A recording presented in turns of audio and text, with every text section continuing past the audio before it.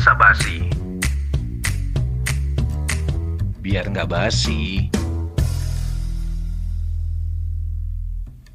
Ganang Parto masih menemani Anda dalam Bincang Radio Bukan Basa-basi Biar Nggak Basi, persembahan PR SSNI Jawa Barat. Dan ini adalah bagian kedua perbincangan saya bersama Bapak Samsul Huda, Kepala Balai Monitor Spektrum Frekuensi Radio Kelas 1 Bandung. Pak Samsul, tadi Bapak menyampaikan bahwa saat ini Balai Monitor Bandung atau Balmon dan di seluruh Indonesia tentunya, Balmon-Balmon itu ketambahan tupoksinya. Jadi yang tadinya ngurusin spektrum frekuensi sekarang ada tambahan digital. Tadi Bapak sudah menyinggung sedikit.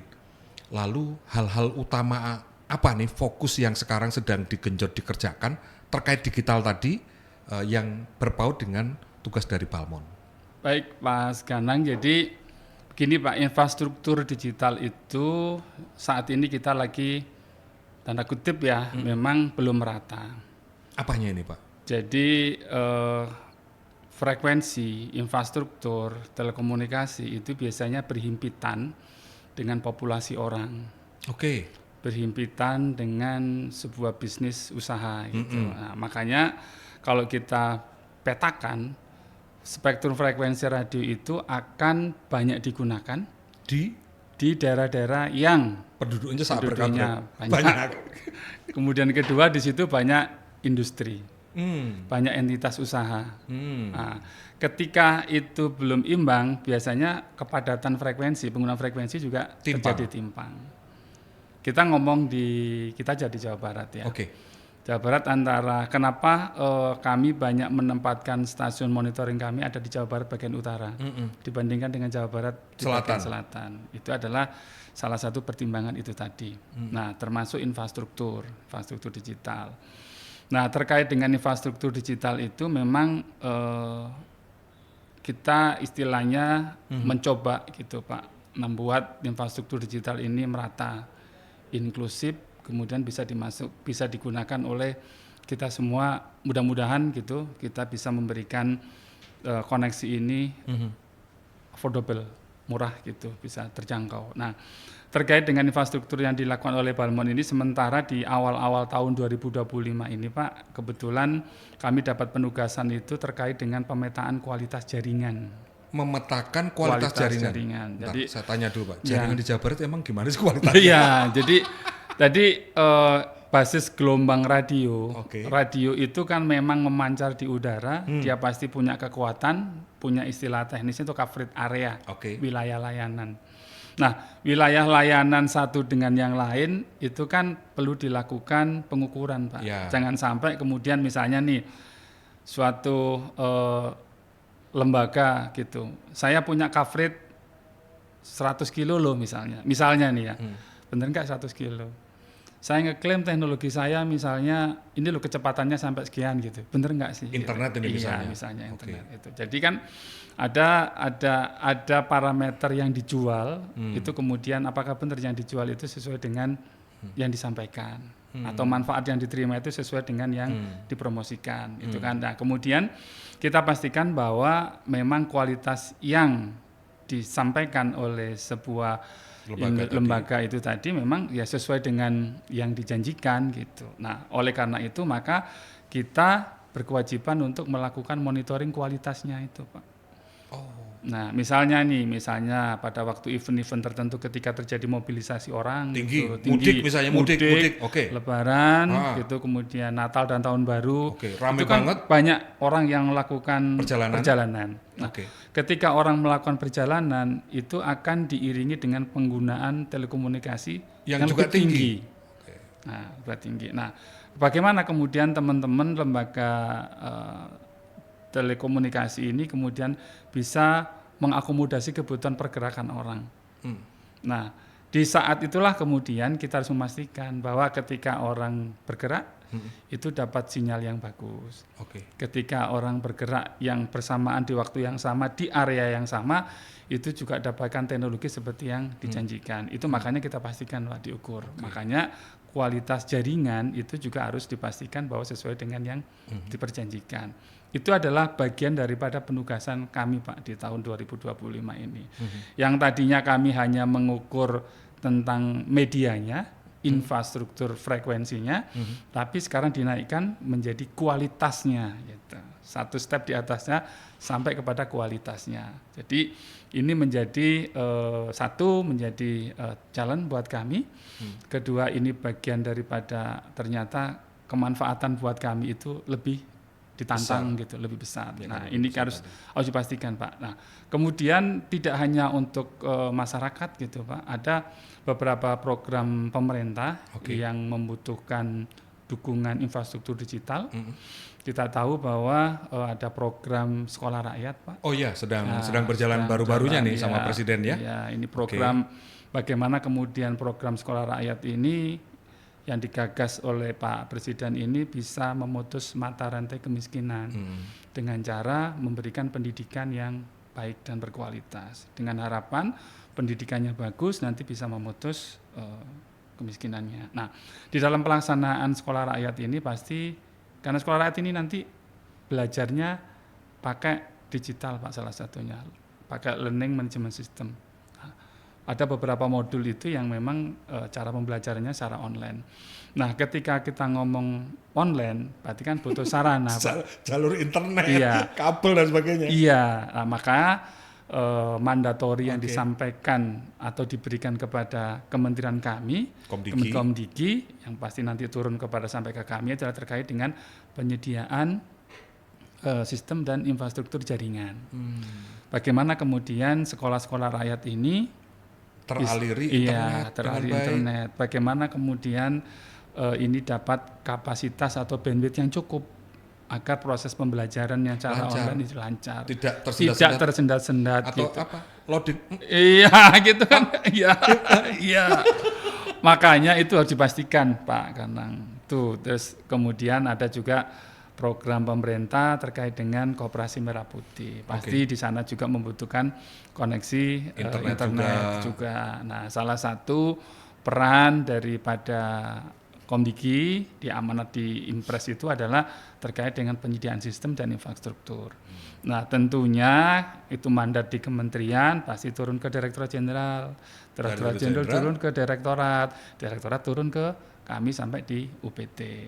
Karena apa? Karena jaringan ini kan tidak hanya di Jakarta nih, Pak, karena menyebar di seluruh lapisan wilayah. Jawa Barat juga bisa sampai Garut Selatan, Pak, ya? Iya, gitu, Pak. Karena itu kemudian peran dari Balmon itu kemudian dioptimalkan.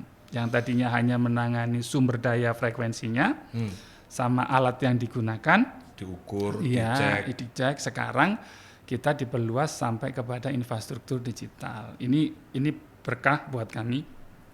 Sekaligus kami bisa menjadi jalan bahwa sebetulnya ini akan memberikan dampak. Dan mudah-mudahan dengan begitu kemanfaatan keberadaan Balmon ini bisa dirasakan. Ya. Gitu, Pak. Pemirsa pendengar radio di Jawa Barat, sekarang Anda paham ya, bahwa ternyata mengelola negara itu tidak semudah yang kita bayangkan. Jadi kalau selama ini Anda kelihatan Ibu Menteri Komdigi kemana-mana misalnya, Komdigi itu ngurusin apa sih gitu. Nah, sampai bawah-bawah ada Balmon. Nah, tadi kerjaannya udah disebutkan sama Pak Samsul Hadi.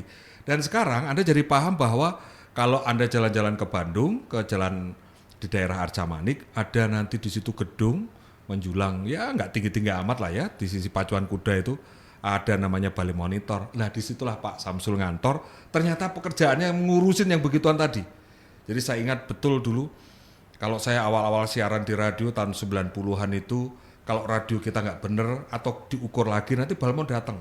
Pakai mobil gede, alatnya canggih, diukur, ini sudah betul frekuensinya di sini, powernya jangan terlalu besar, ini antenanya nggak bener dan sebagainya. Sekarang bukan hanya ngurusin itu, ternyata yang lebih canggih dari itu diantaranya adalah internet dan memastikan sambungan internet ini nyampe ke tempat-tempat yang terpencil. Jadi kalau nanti ada program pemerintah termasuk sekolah rakyat, Koperasi Merah Putih, internetnya nanti jadi nggak namanya apa gitu. Lemot. Itu pun yang memastikan dan yang ngawasi diantaranya adalah Balmon ini. Jadi cukup mulia, Pak. Betul ya, barang gaib yang nggak kelihatan tapi dirasakan manfaatnya. Iya Pak. Jadi kenapa kami tadi sampaikan Mas Kanang, kenapa harus diukur, kenapa harus dicek? Karena frekuensi itu adalah tidak hanya kita yang menggunakan, Pak. Tadi ada beberapa usaha, beberapa kehidupan kita, beberapa kegiatan kita itu banyak yang menggunakan frekuensi, dan frekuensi itu harus dipastikan bahwa satu tidak terganggu buat orang yang punya izin, Ya.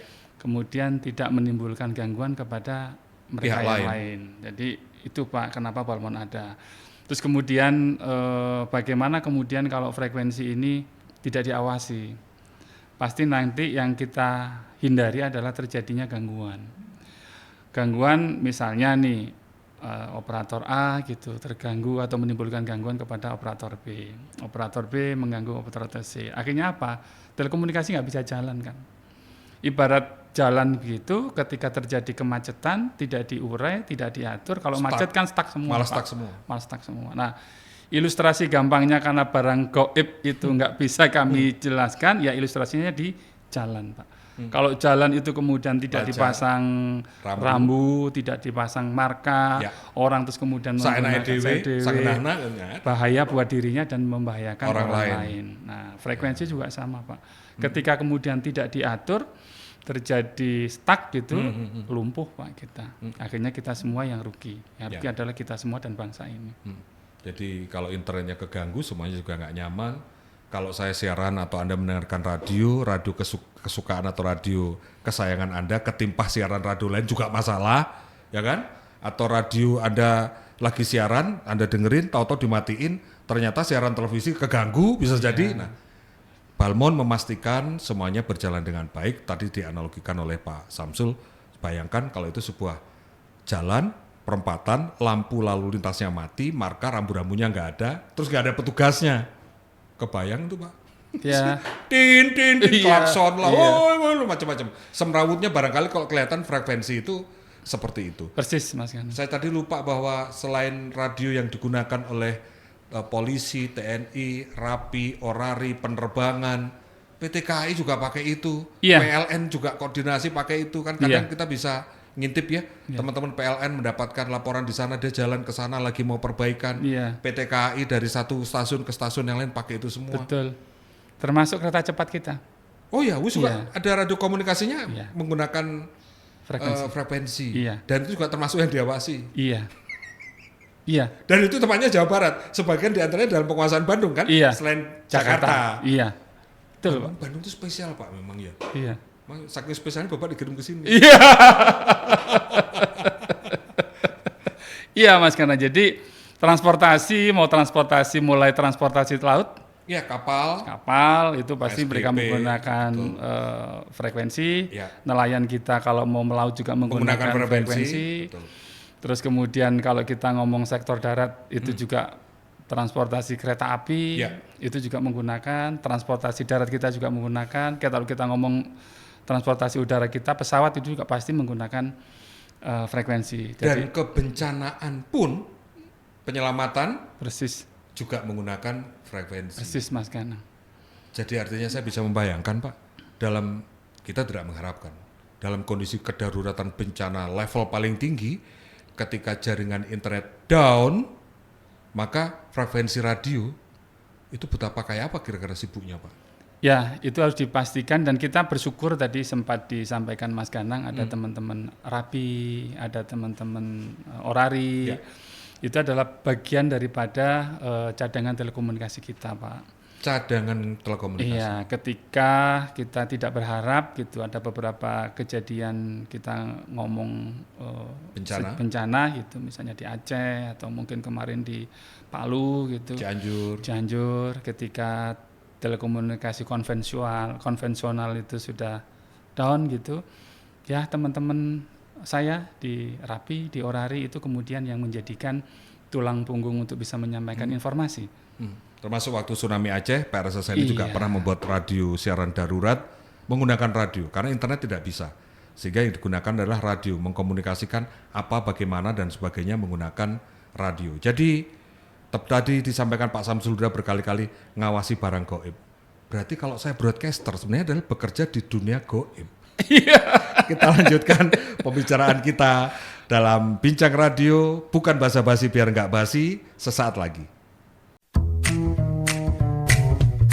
Bukan basa-basi biar nggak basi.